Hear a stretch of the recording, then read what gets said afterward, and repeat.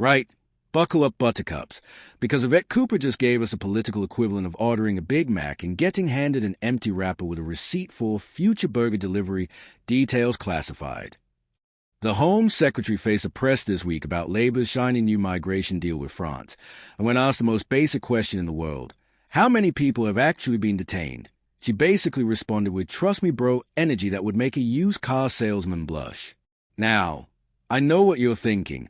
Surely the woman in charge of our borders can count how many people she's got locked up, right?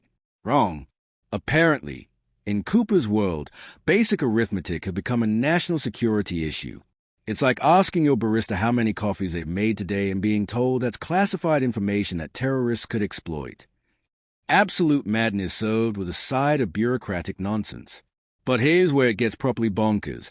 This whole circus revolves around what they're calling a one-in, one-out pilot scheme with France. Picture this. It's like the world's most expensive prisoner exchange, except instead of spies in the Cold War, we're swapping asylum seekers like football trading cards. For every person we send back to France, they graciously allow us to take one of their pre-approved migrants. It's basically Brexit negotiations, but with human lives and an even more ridiculous outcome. The numbers alone will make your head spin faster than a politician changing position on tax policy. Reports suggest they are aiming to return around 50 people per week. 50. Meanwhile, over 800 people are crossing the channel weekly. That's like trying to bail out the Titanic with a shot glass while someone's drilling more holes in the hull. The mathematics is so spectacularly useless that even my nephew's calculator would refuse to cooperate. When pressed for actual figures about detentions, Cooper went full-on politician mode, delivering what can only be described as a masterclass in saying absolutely nothing while using as many words as possible.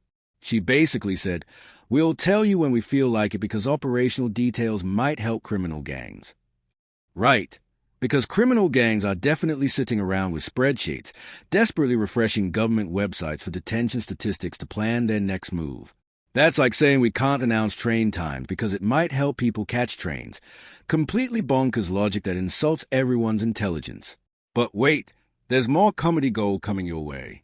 Cooper stood there with a straight face, insisting that anyone who arrives from now on is eligible for immediate detention and return. Eligible. Not will be detained, not will be returned, but eligible. That's like saying everyone's eligible to win the lottery. Technically true, but practically meaningless when the odds are about as good as finding Rishi Sunak shopping at Aldi. The timeline she provided was even more laughable. When asked how soon people would actually be deported, Cooper delivered the political classic, a matter of weeks. In government speak, a matter of weeks is like your mum saying we'll see when you ask for a PlayStation, deliberately vague because they have absolutely no clue when, or if, it'll actually happen. They're essentially asking us to trust them on a timeline they've clearly pulled from the same place they found this entire policy.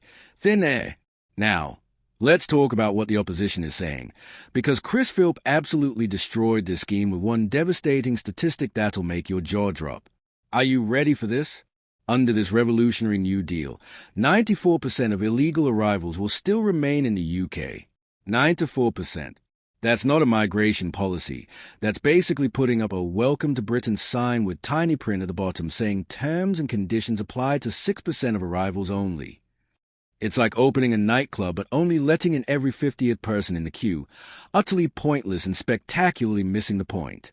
Philp didn't stop there either. He called Starmer's promise to smash the gangs nothing more than a gimmick that didn't work. And frankly, looking at these numbers, it's hard to argue with him. The whole thing is apparently riddled with loopholes, opt-outs, and legal escape routes that will make removals near impossible. That's not a policy. That's Swiss cheese wearing a government suit pretending to be border control. But here's where the real comedy begins. Cooper's explanation for not providing details.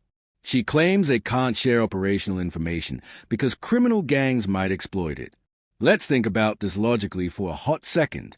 These are the same criminal gangs who are apparently sophisticated enough to run multi-million-pound smuggling operations across international borders, but they are stumbling around waiting for Home Office press releases to plan their next move? Come on. That's like suggesting international drug cartels are getting their intelligence from government Twitter accounts. The human cost behind all this political theater is absolutely staggering and frankly heartbreaking.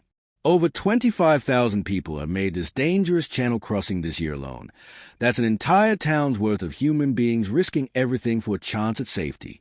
While Cooper plays word games and dodges basic questions, real people are dying in those waters. But instead of addressing root causes or creating genuine solutions, we get pilot schemes that might affect 6% of arrivals if the stars align perfectly and nobody lawyers up. What's particularly galling is how this government spent months criticizing the Tories for their handling of migration. They promised to be different, to be competent, to actually solve the problem instead of just managing headlines. Instead, they delivered a scheme so transparently inadequate that it makes Rwanda look like a masterpiece of policy planning. At least with Rwanda, the Tories were honest about it being a deterrent gimmick. Labour's pretending this actually addresses the scale of the problem. The French must be absolutely delighted with this arrangement. They get to offload their migration processing responsibilities while taking our money and watching us pretend that returning 50 people a week represents some kind of breakthrough in border control. It's like paying your neighbor to mow your lawn while they dump their grass clippings in your garden. Economically questionable and practically useless. But somehow we've signed a contract anyway.